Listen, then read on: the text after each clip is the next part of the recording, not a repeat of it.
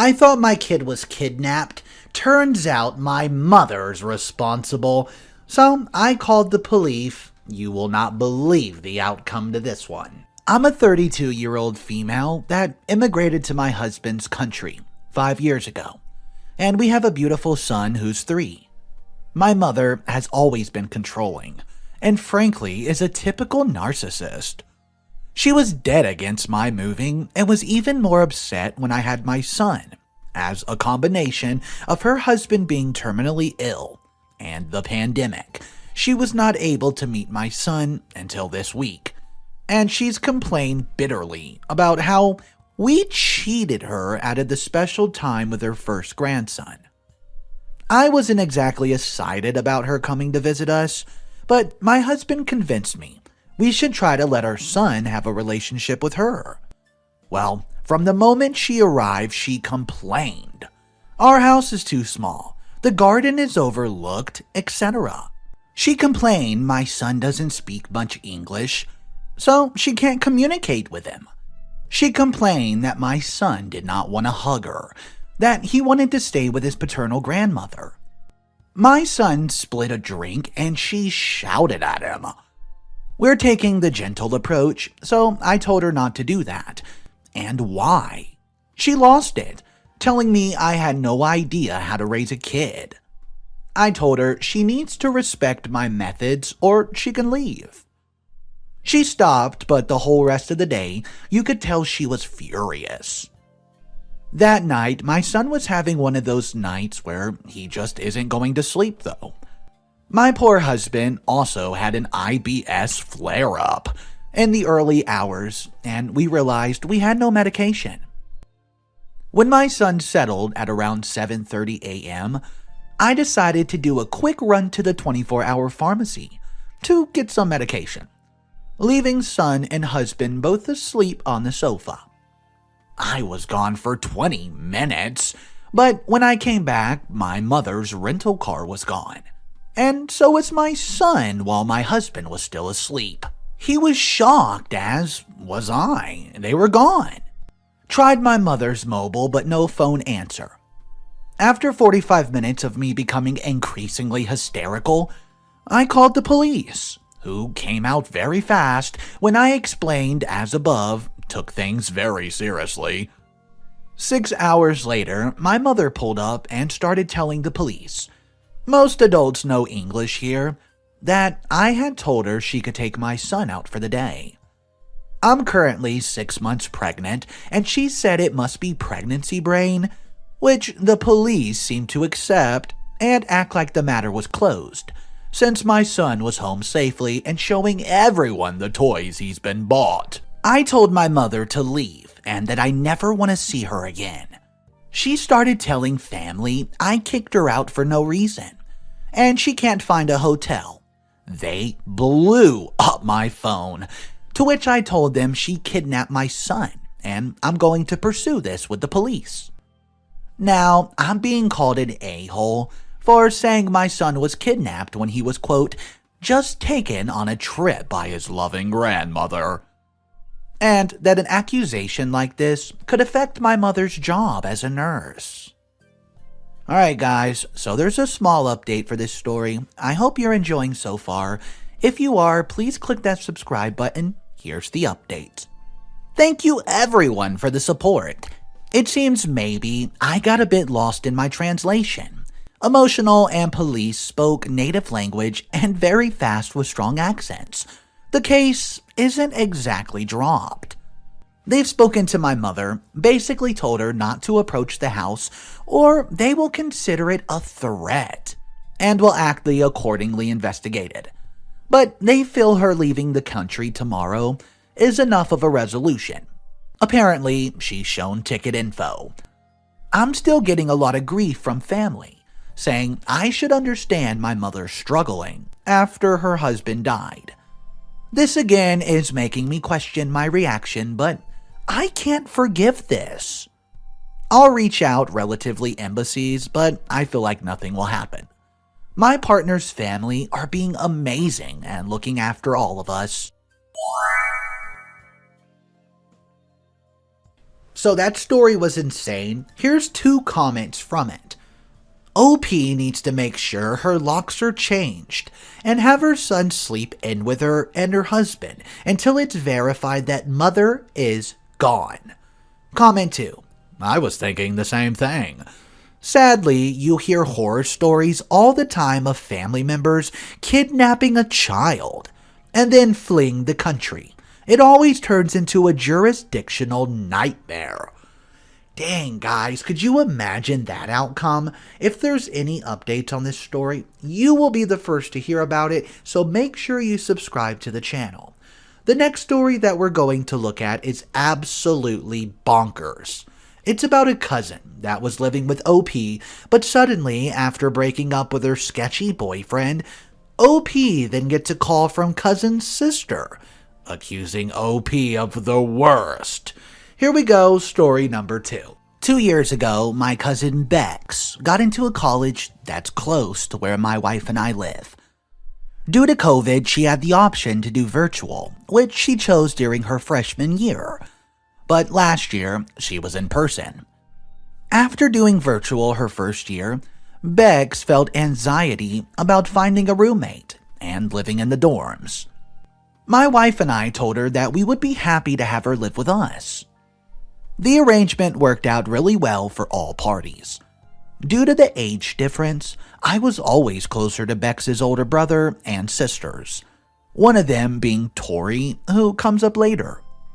It was nice to get to know Bex better. She's smart, with a sharp wit, and great with our children, 5-year-old male, 3-year-old female, who have loved having, quote, Aunt Bex around. She became part of our family, joining us for meals, family time, vacations, errands, etc. We let her know early on that she could do family stuff with us or not.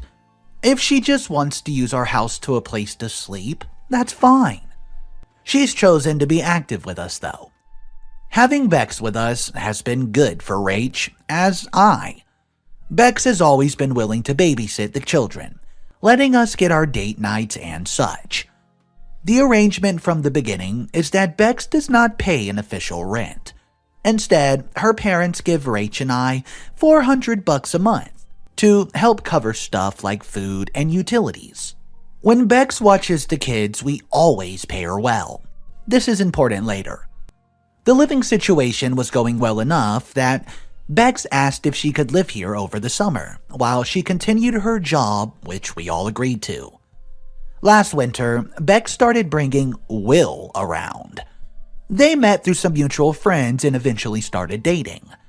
He was a bit standoffish at first when we interacted, but he eventually learned that I had been roped into a March Madness bracket pool where I was in over my head. And Bex asked Will to help me out a bit. He's really into stuff like sport betting and daily fantasy leagues. He helped me out a lot. We definitely weren't friends, but I tried to be nice and welcoming to him. At the same time, I wasn't always crazy with how he treated Bex. He would nag her about a lot of stuff, her body, her intelligence, which is crazy because she's a decent-looking smart girl. This happened enough and got under Rach and my skin. Enough that Rach eventually called him out one time when he made a comment at a family gathering. Additionally, Bex would often make comments about how if she went out with friends, he would constantly be texting her, trying to get her to leave her friends and hang out with him. I also did not like that he seemed to not really have any ambition in life. He didn't work, lived in an apartment paid by his parents, and spent all his time betting on sports and gaming. Now, don't get me wrong, I love video games, but he would always tell people that he's making it as a professional gamer, when his Twitch stream had 10 people at max. A little under a week ago, I was away for business for a night, but Rach texted me that Bex came home upset, saying that Will broke up with her. After the kids went down, Rach says she stayed up with Bex caring for her, watching old TV shows, drinking red wine. I got home the next day, and that night after dinner, Beck starts telling us what happened. How Will broke up with her out of nowhere. Both Rach and I say the same things to Bex. He's stupid. He isn't going anywhere in life. We don't really like him. He didn't treat her well. All the stuff that you say when someone you care about gets broken up with. You didn't really like that ex anyways. I thought that the conclusion at the end of the night, that while the situation was hard, the timing allowed a fresh start with the fall and new classes starting. The next day though, when Rach and I got home from work, Bex isn't home. She often goes out with friends or does her own thing, so we didn't really think too much about it. It was weird though when she did not come home overnight. The next morning, Rach texted her, "Didn't see you come here last night. I just wanted to make sure you're okay." By the night, Beck still has not responded, hasn't came home. We started to get worried, so we called. Straight to voicemail. She did not come home the next night, and we started to really worry. We called and texted a few more times. The third night, though, of Bex being gone, Tori, Bex's sister, who I've always been close to, FaceTimes me. Without any greeting, she tells me she wants my side of the story. Confused, I asked her what she's talking about. She tells me that she's been texting Bex earlier in the day. Bex told Tori about how I tried to, quote, shoot my shot with her. After being really confused, Tori came out with Bex's story of what happened. Here it is. Will broken up with Bex over a misunderstanding. Instead of being there for her, I lectured Bex about how terrible of a person Will is. Bex goes and talks to Will the next day. Will tells Bex that we only kissed Bex to live with us, so that we would have a live-in nanny who could stick our kids with. Will tells Bex that I was probably shooting my shot with her, and that she should not come back to our house or else I'll try to manipulate her and to never seeing him or any of her friends again. Now, let me be clear. I did not, nor would I ever, shoot my shot with Bex.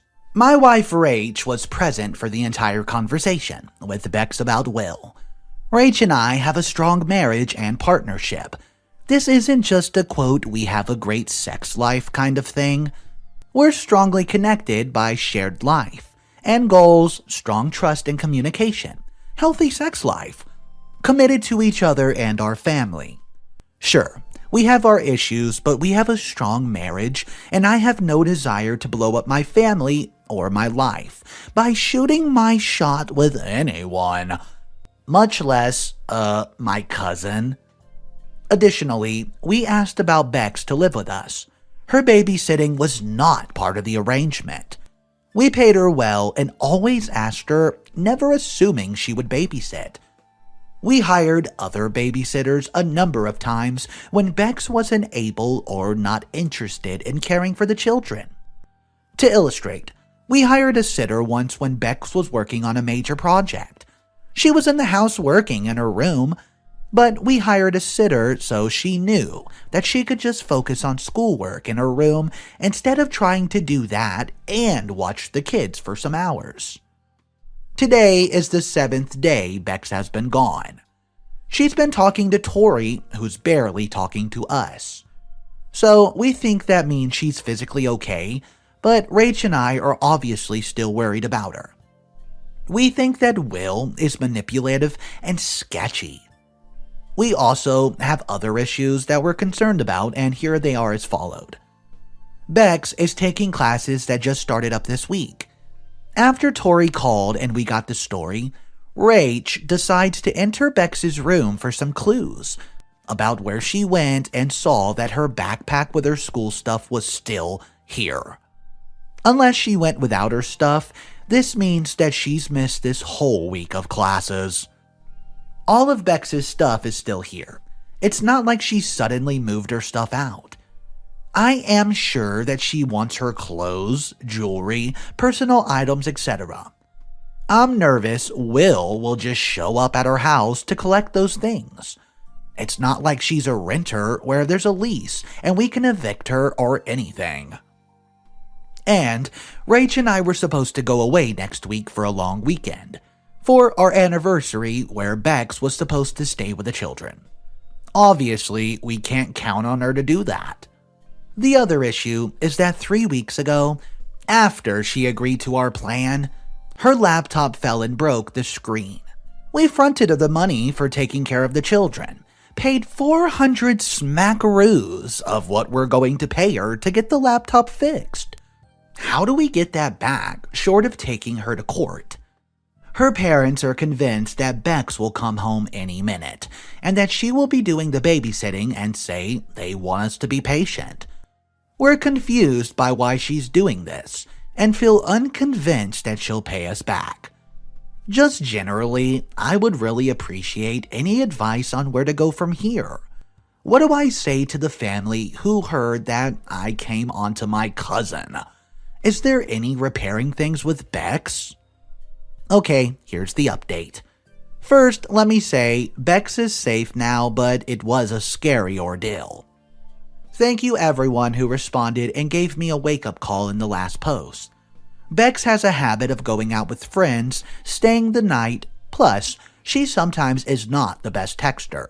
So I honestly did not realize how serious the whole thing was, until all of your comments started pouring in. Honestly, I was in shock at first with the comments. Even writing it out did not help me see the danger that she was in.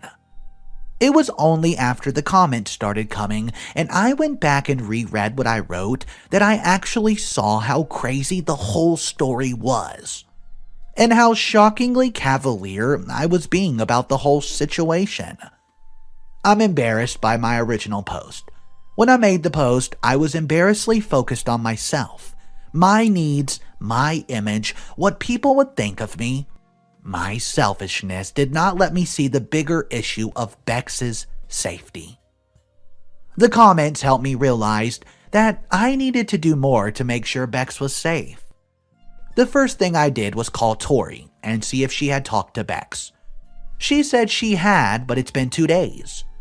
I shared some of the fears I had about the abusive relationship, and I could tell that Tori was still having a hard time deciding what to believe.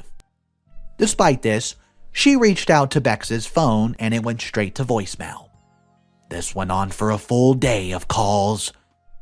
Tori and I decided to call the police, request a wellness check on Bex at Will's place. The cops tried, no answer, but a neighbor of Will's told the cops she had seen them packing Will's car and had not seen them for a few days. A missing person report was created.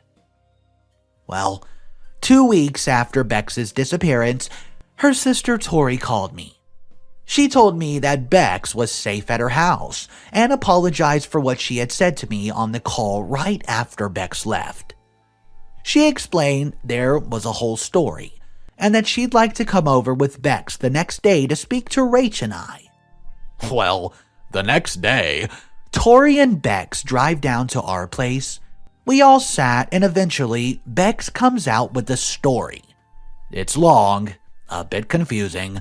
I'm not sure if we'll even know the full truth, but here's the main bullet points from Bex. Will had gotten jealous that Bex was meeting up with some friends and broke it off with her. He immediately started blowing up her phone, but she ignored him the day Rach and I talked to her. She went over to his place the next day to get her stuff and tell him off, but he starts crying. Said he was sorry about what he did and had this big romantic surprise for her. He wanted to take her to the Grand Canyon. Bex has always wanted to go and talks about it all the time. She decides to give Will a second chance and hops in the car with him.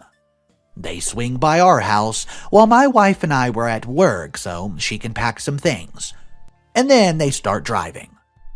On day 2 of their quote romantic getaway, she talks to her sister Tori that she was back together with Will and that it's all been a misunderstanding.